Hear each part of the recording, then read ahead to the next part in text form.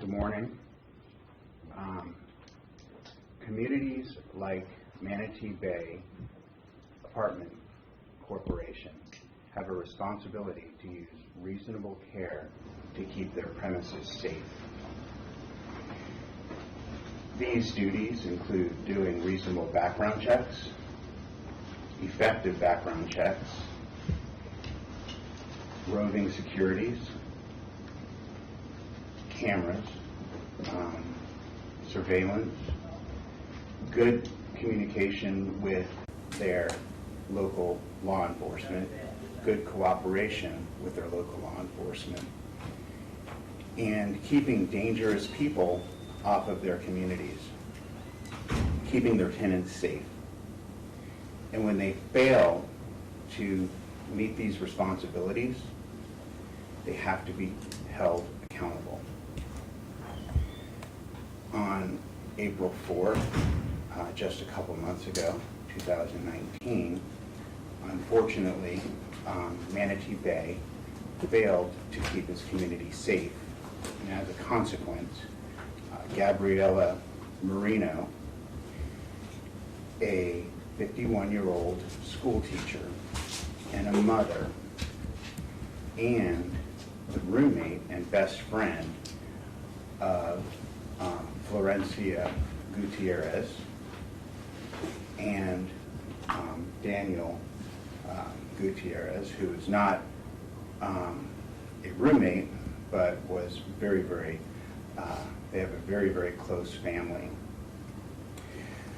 was gunned down by a person, Jeffrey Garner, who had a history of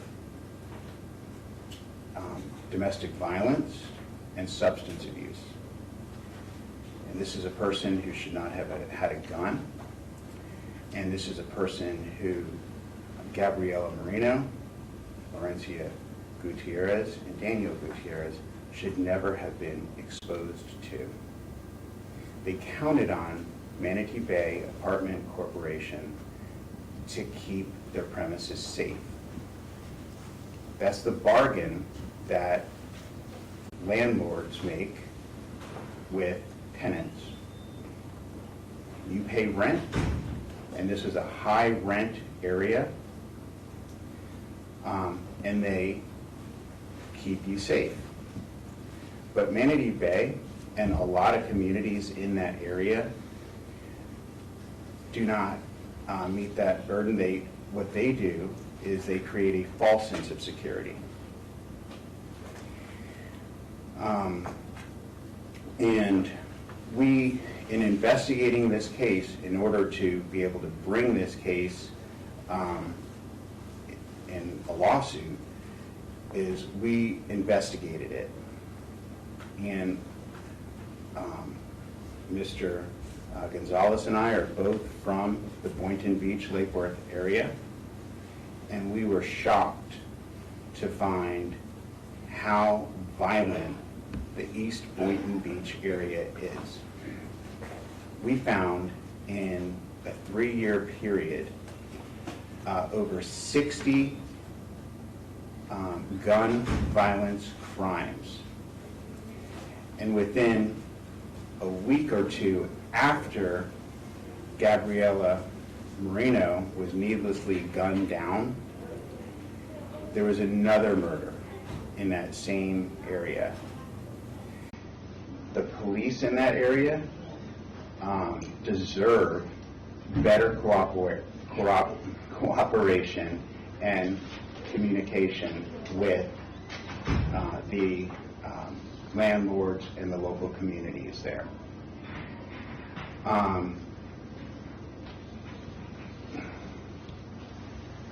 Florencia, on that morning, kissed her mother goodbye for work early in the morning. And Florencia heard the gunshots, and she heard the screams. And she directly witnessed her mother being needlessly and avoidably murdered. And that is the tragedy of this, is that it was avoidable. This should not have happened. If you have any questions, we'll be happy to answer any questions. Before we take a couple of questions, I thank you, Mr. Levinson. My name is Attorney Robert Gonzalez, on behalf of Gonzalez Levinson. Just to reiterate what Mr. Levinson has been saying, this is 100% avoidable. This should have never happened at all. Not in our community, not in your community, and the crime grids and the research and the investigation that is behind this case, our firm has spent hours peeling through some of the crime grids and really peeling back the layers of what's going on in our communities. And what we have found is that there is a dangerous yet avoidable pattern that is emerging in our so-called safe gated communities. It's something that is avoidable. It's something that with the proper education, with the proper management, these are things that we can not only arm, and I'm not talking about with any violent arms, but with education for an active shooter situation. In communities and in schools, we need to be aware about what is going on. And there's very simple, they say run, hide, and fight. But above and beyond that, the community needs to have a plan. They need to work with police. They need to do the background checks. They need to be out in their communities, not just taking the rent and letting the gates break, letting the security cameras fail, and not patrolling their area. That's the bottom line. The bottom line is that the community let the family down. Garner lived there in the community? Yes, he did. Do you know anything about that? How long and how close he was to the...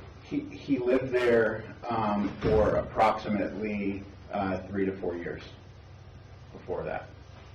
And were they neighbors? I'm sorry, I don't know this, but very close?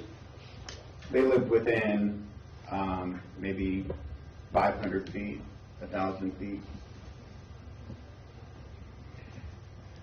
Can you talk about that relationship? Because I know there's been, people have told us there has been talk that they did have a relationship, and this did seem to be somewhat domestic. Can you talk about that and maybe clear up if there is misinformation? Yes, I can. They had been casually dating on occasion, but Gabriella got a hinky feeling about him, and she tried to distance herself from him.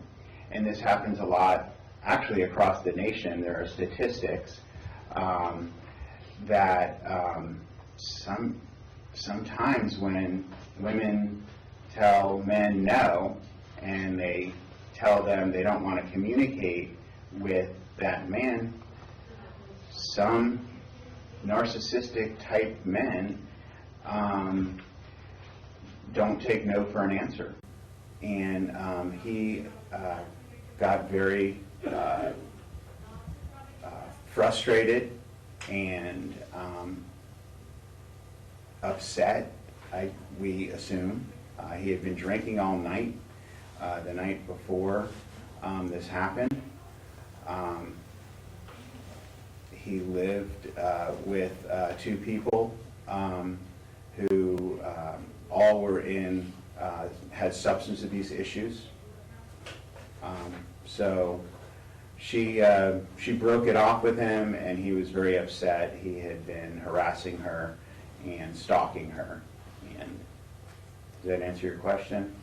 I'd also like to make a point to that the night before, had there been roving security, they would have noticed that he was publicly a nuisance in the community. He was knocking down doors, he was being loud, he was being obnoxious and disorderly. These are things that we think that the community could have absolutely 100% avoided.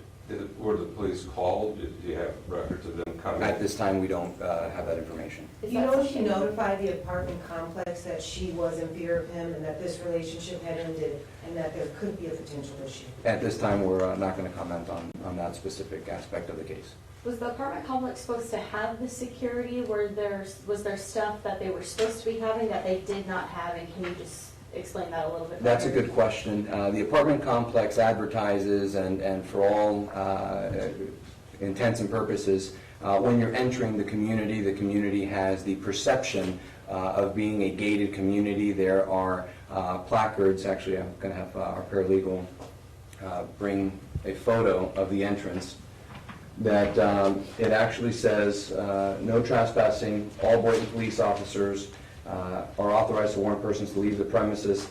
Failure to leave after warning may result in arrest for trespassing. I thought that this was a surveillance notification, but there were surveillance warnings or advertisements in the community, and from what we understand, the surveillance was either deficient, not working, or just not maintained. The surveillance cameras? They have, they say that they have cameras, but they don't. And he was able to hide in an area where he was able to ambush Gabriella. If they had had roving security, if they had had cameras, I think that they would have been able to, this would have been avoided. But this really goes back to he should never have been on that, on those premises. The guy had a history of violence and substance abuse, and that's a bad combination to put next to your mother, your sister, your brother, your family. Was he a resident there also? Yes. So, Yes. okay. You're saying he What should is have your- been allowed to live there at any point? Is that what Right, you're saying? they do a background check. They say that they do background checks. And that's why I mentioned effective background checks, because you move into these high-rent communities with an expectation of safety. Paying a high rent, they have these gates around, they look real nice. We investigated it. The gates and the fences that go around these premises look much more substantial than they are. You can walk on and off of this property. Just to clarify, and I'm sorry, I just want to make sure, in like a lease agreement or something that as you're moving to live there, do they say they will have roving security? Is that something that's a part of the agreement when you go to live there? Is that something they're supposed to have? The standard of care, we're talking about the standard of care. Yeah. Yeah. The standard of care is that they should have roving security. They should have things in place such as security cameras, roving security, signs, good communication with law enforcement, inviting law enforcement on your premises to have conferences with the tenants, talking about what to do in a situation where you sense danger from another tenant or from a trespasser. So it's our position that the standard of care is to have roving securities, good, secure borders, effective background checks, and good cooperation with your local law enforcement. And responsive management. We understand back in 2017, there was a resident that was living on the premises that had reported bullet casings found in the community. Apparently a letter was sent to the management company, nothing was done about it. And it seems that there is a pattern in practice that the management company, a lot of these reports of things that are going on in the community fall on deaf ears. Did the man who committed these heinous crimes have a violent history prior to moving in? Yes. And the community allegedly does background checks. When we first started looking into this case, I found, I have an app on my iPhone called Been Verified, and I found his violent history and his substance abuse history within like 3 minutes of looking on my phone. What So was that violent history prior to him moving in? it was a domestic violence situation. and he also had substance abuse related criminal, they were all criminal cases. Were these cases convicted, and did he serve time for these?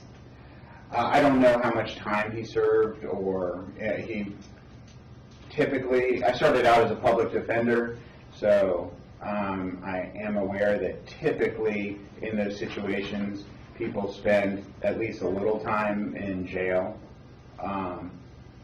So But these were convictions, not just arrests. That's what I'm asking. they show up as convictions.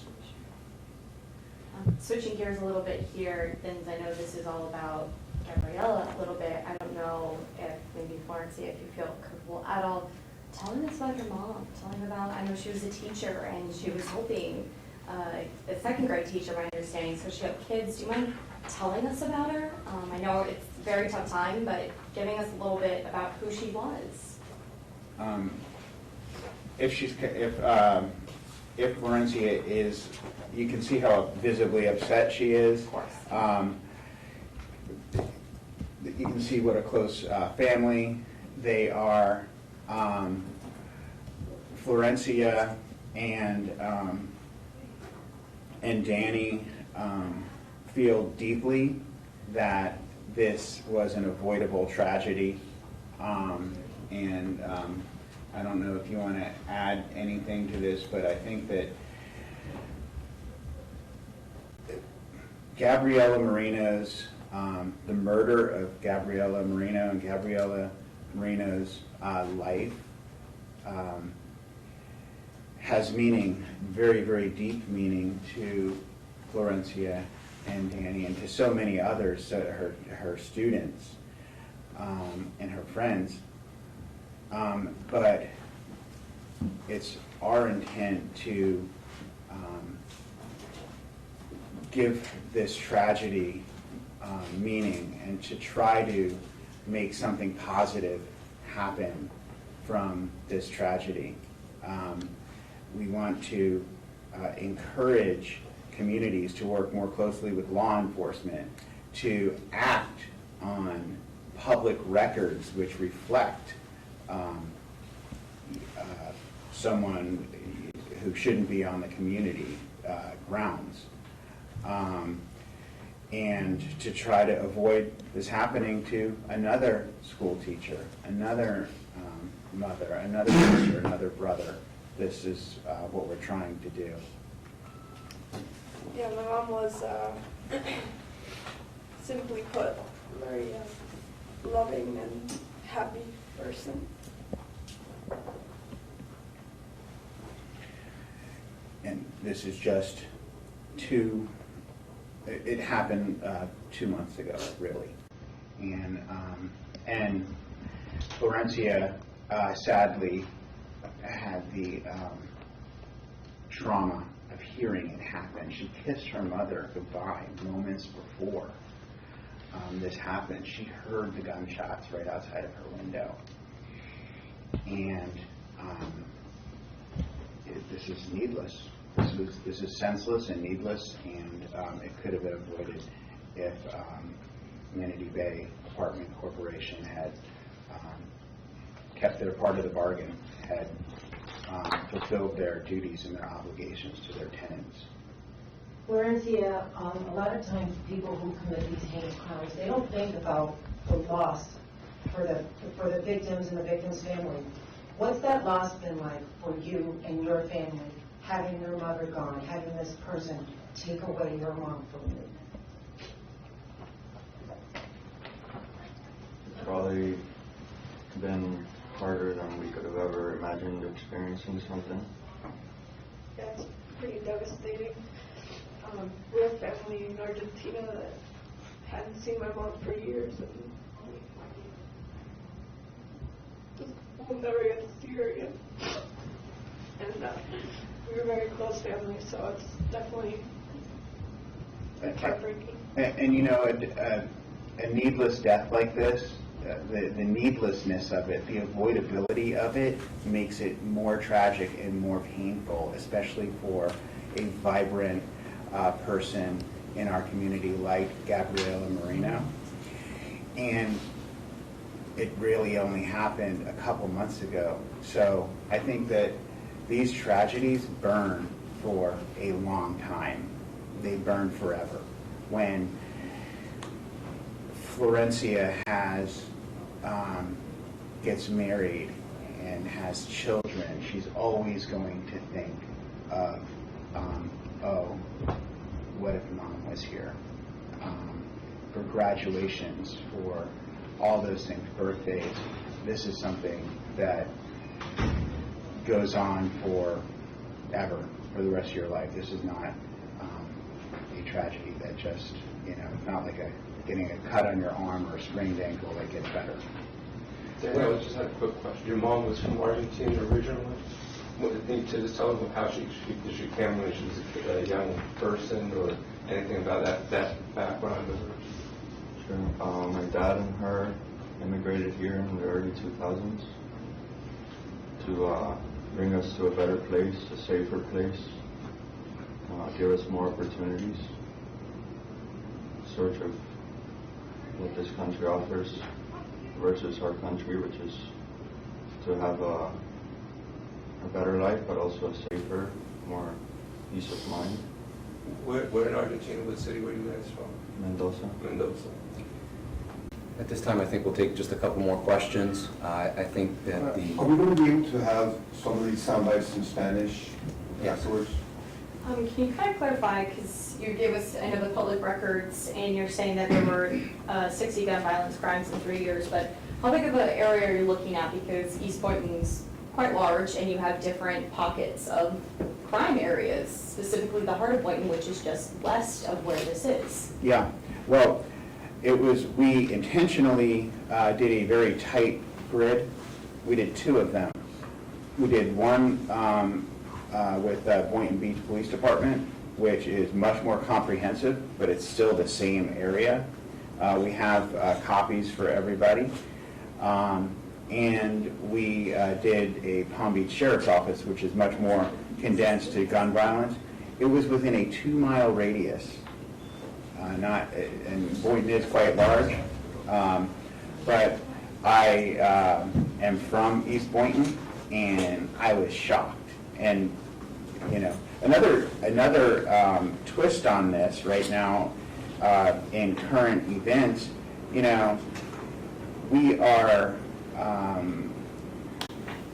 the current presidential administration is attacking immigrants. And putting all this, casting aspersions on immigrants, but these are people who immigrated to the United States for a safer and more opportunities society. They came here for a better life, and they were killed by an American citizen who is probably an American citizen for generations. So it's just doesn't make sense to me that the attacks on immigrants. What are you suing for? Well, we are suing to make, or to try to make, Florencia and Danny and the estate of Gabriela Moreno whole.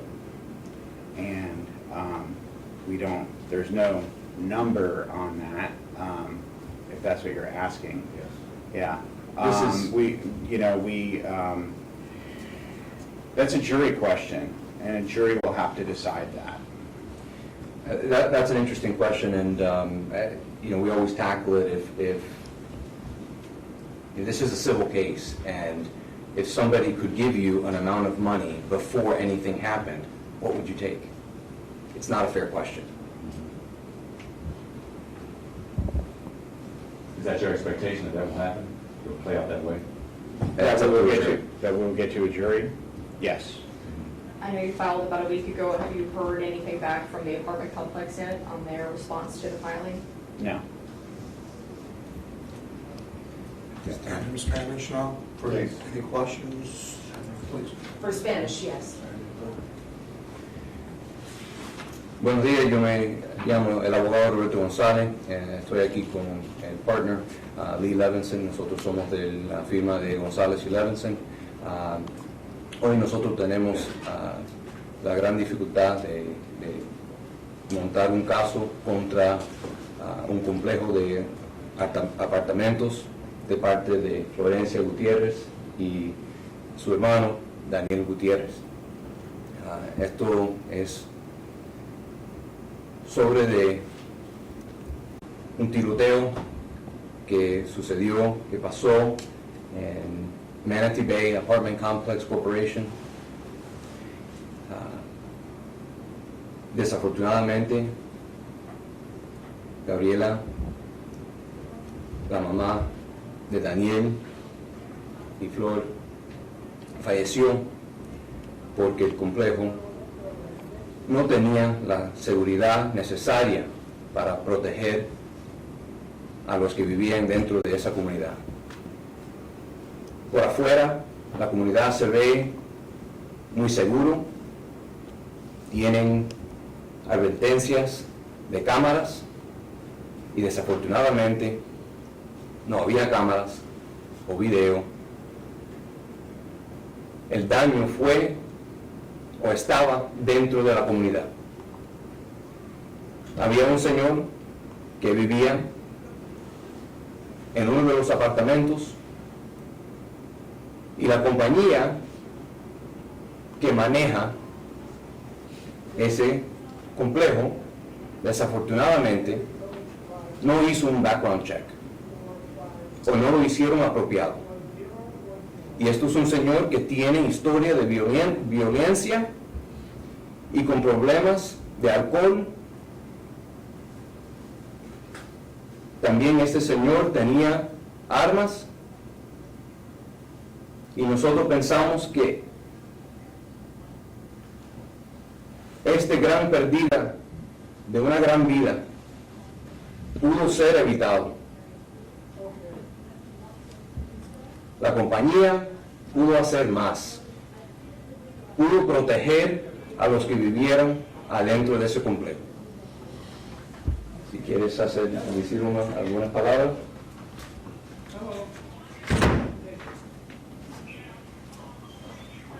Si hay preguntas. I don't know if Florencia speaks Spanish, but if you can speak into the camera for the Spanish people and let them know what your mother meant to you and what he took away from you.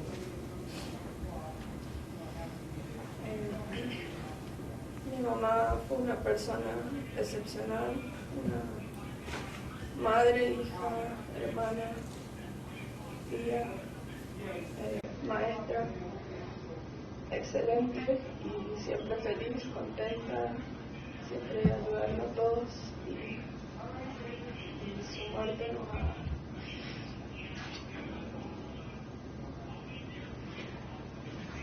Does Florencia still live there? No. Yeah. I know this is for English also, but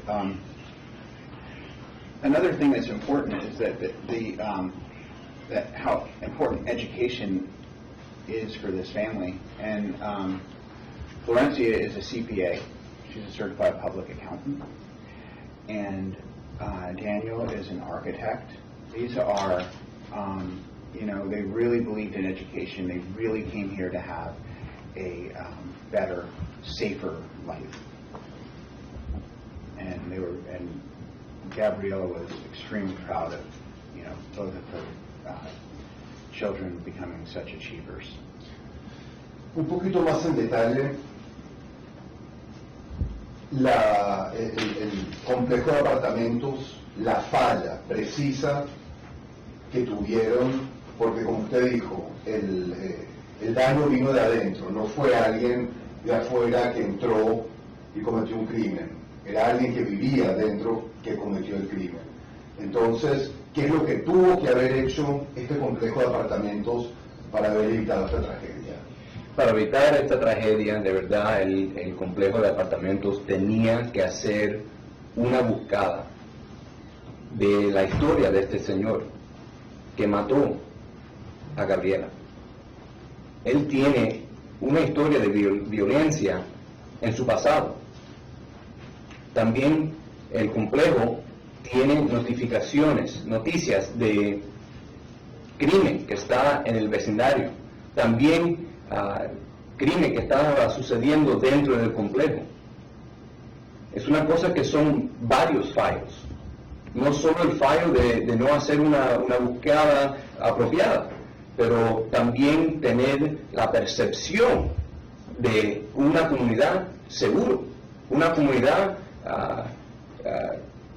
bien, con las personas dentro de esa comunidad responsables. Desafortunadamente esta comunidad solo quiso cobrar, irse al banco, depositar los cheques y limpiarse las manos de todos los demás. Y de hecho estaban comentando, me dijeron en inglés, la noche anterior este hombre había estado tomando, se lo dijeron, estaba actuando de forma errática, estaba molestando. Cuéntanos un poco de eso. Sí, este señor, que no quiero utilizar el nombre, tenía carácter y también estaba actuando en una manera que se veía intoxicado públicamente, y nosotros pensamos que en ese momento, si la comunidad tuvo una persona, una guardia o una relación con la policía, mejor que hubiera ser patrullado, y eso ya pudiéramos evitar eso en ese momento, en ese instante, la noche anterior. Y en el contrato de arrendamiento, cuando uno va a alquilar, ellos dicen, vamos a realizar un background check de todas las personas, ¿eso está establecido? No, ¿O eso es a discreción? No quiero comentar exactamente en esa pregunta, pero lo que sí nosotros sabemos es que la comunidad sí hace los chequeos de los backgrounds, como se dice en inglés, y es una cosa que lo hacen a todos que viven ahí, pero tal vez no lo están haciendo apropiadamente. Nosotros hicimos una breve buscada en una aplicación que se puede bajar en el móvil, y eran 3 minutos. 3 minutos y ya encontramos todo lo que nosotros tuvimos o necesitamos para ver que este señor era violento. Estaba era violento.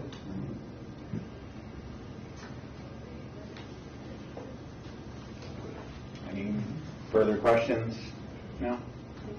If you We have could material. Pictures, could we get them in an email, or is it Sure. easier just to take pictures Yep. of them? We can send it via That'd be email. wonderful. That'd be awesome. Okay. Thank you all for your time. It's been a very tough moment for that. What's the next step, just legally, what's going to happen? I mean, what are the order of things now? Okay, so the order of things is they will file an answer, or they'll try to dismiss our complaint, but eventually we will get the case in a position that's called at issue. When the case is at issue, then we have to let a time period go by, and then we can go ahead and set the case for trial. And on the way to trial, we take depositions, and we do paper discovery, which is interrogatories, request to produce So this documents. is a lengthy legal process. It doesn't have to be. I think that we can probably get this case to trial within 12 to 18 months, which seems like a long time, but if you all have any relatives from other countries, in other countries, cases can take 20 years to get to trial. So we actually have a very fast and efficient judicial system, contrary to common belief. It can be better, but it's not going to be a long, drawn-out thing. We're going to try to get this case to trial. Big takeaway is communities can and should do more to protect their residents, plain and simple.